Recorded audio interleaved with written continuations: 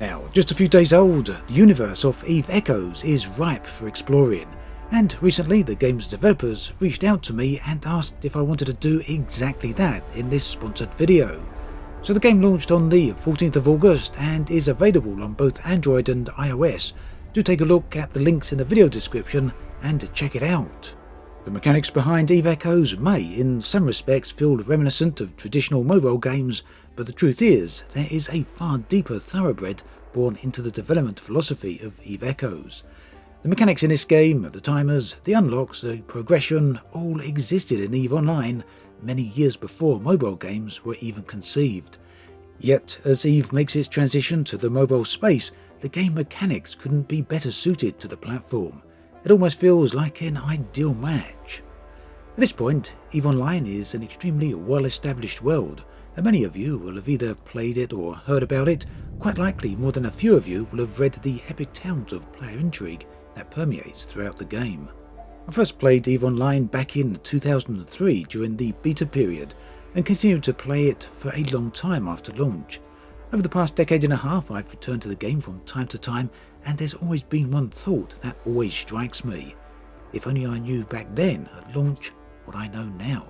And I'm sure many of you have thought the same, having the knowledge and understanding of the Eve universe, and taking that back with you to day one, and using that knowledge to take advantage of all the opportunities of a fresh galaxy. Well, Eve Echoes allows you to do exactly that. The footage you see here was captured on days 1 and 2 of the game's launch, and by the time you watch this, the server is still going to be completely fresh. It means that Eve is once again a new frontier, an untamed wild land ripe for exploiting. Eve Echoes, like its PC brethren, has a player-run market, and this early on in the game's life, the market is only just finding its feet. That means there's a lot of products that have not yet been built, but it also means that there's a lot of very cheap commodities. The thought of buying up thousands of units of cheap ore and saving it for the future has certainly crossed my mind. In fact, mining and industry have always been my favourite activities within EVE Online, and that is one of the reasons I struck out as early as possible to buy some mining equipment, which you saw me equip just a moment ago. So I'm here, still in my basic ship. I've got a mining laser, we're collecting some ore, and we're going to jump in and pick up some skills. Now there's no skill books here, you just jump into your skills menu and you purchase the skill directly. You can then add the skill training to the queue, and it does have a timer on it just like in EVE Online, so the process is a little bit different, but it's also extremely familiar as well. Now you also have the option here to reorder the queue and also expedite some skills. This basically spends some skill points to instantly train the skill up. Now I've done it for the first level of reprocessing. I'm not going to do it for level 2, it's a little bit on the expensive side I guess. Essentially I want to save these points for when I really do need them. But there is the option, as you can see, just there.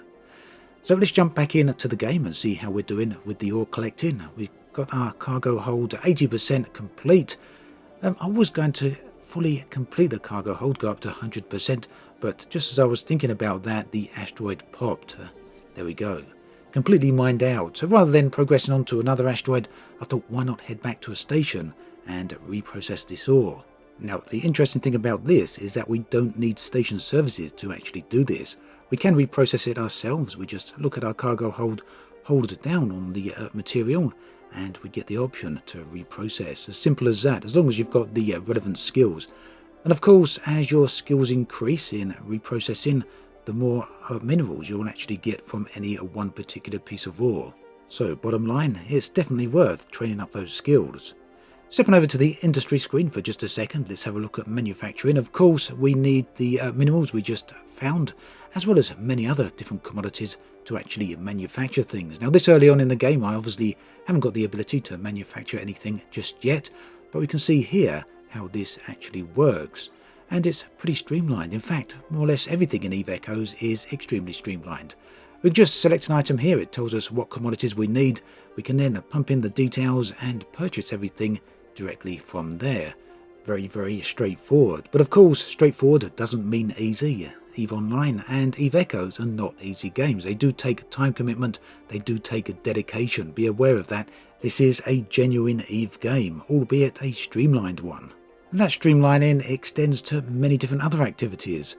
Planetary Production, we can access this from just about anywhere in a system. You just go to the Planetary Production menu, choose among the planets that are in the system, and then choose the particular material or commodity that you want to mine. You can see at the top there is a timer there. At that point, when that's expired, you can return and collect the various different bits and pieces.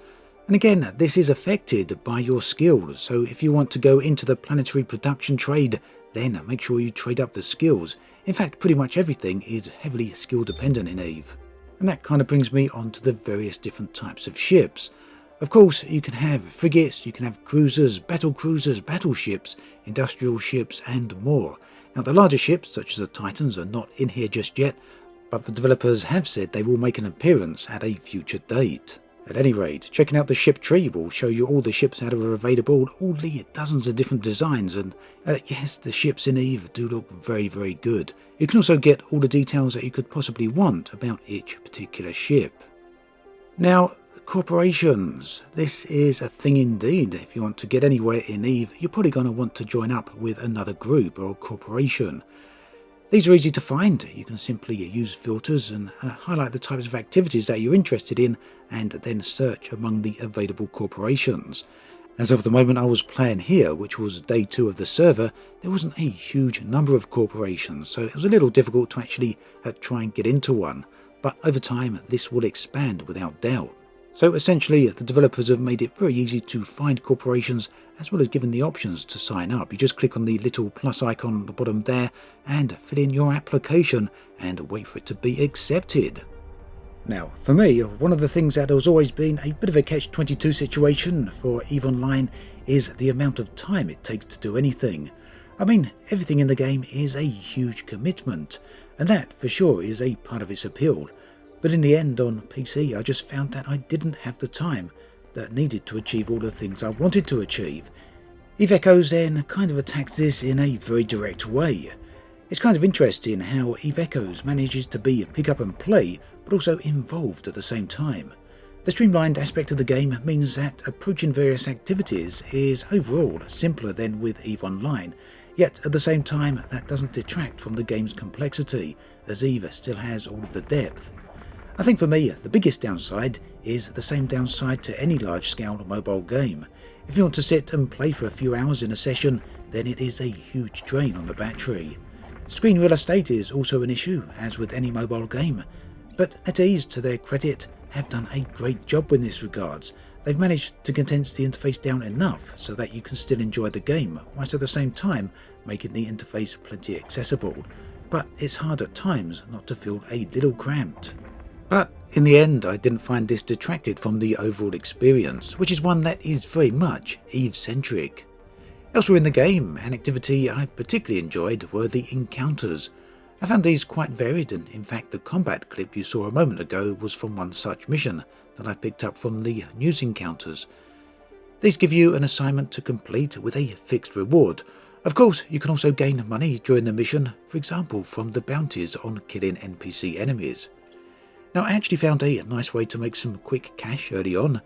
There's an assignment you can pick up that asks you to deliver pyroxeries. This pays in the region of 50,000 ISK, or maybe 45,000 depending on which one you pick up. It actually turns out to be a very easy task. Simply purchase the required ore from the marketplace, go collect it, and then deliver it to the mission destination. I was buying 100 units of the ore for around 8,000 ISK, and then making 50,000 from the mission, so a profit of around 40,000 or so ISK per run. Not too bad when you're starting out. But to be honest, the combat missions will also pay similarly by the time that you actually account for all the bounties that you make during the run. Now, just like its PC counterpart, EVE Echoes is free to play. In the F2P version, players find themselves with an alpha clone, which has a certain number of restrictions, some relating to the effectiveness of trading, others placing the limitations on training speeds. These clones can be upgraded to remove the restrictions. Omega level clones are a paid upgrade. Another upgrade that can be purchased is cognitive neuroscience, which allows you to accelerate the speed at which your character gains skills. So all in all, the first few hours of EVE Echoes are found to be varied, compelling with a show of some promising depth. Right now, as of this recording, a few things do feel a little empty. For example, the marketplace is somewhat bare, and there are still not that many corporations.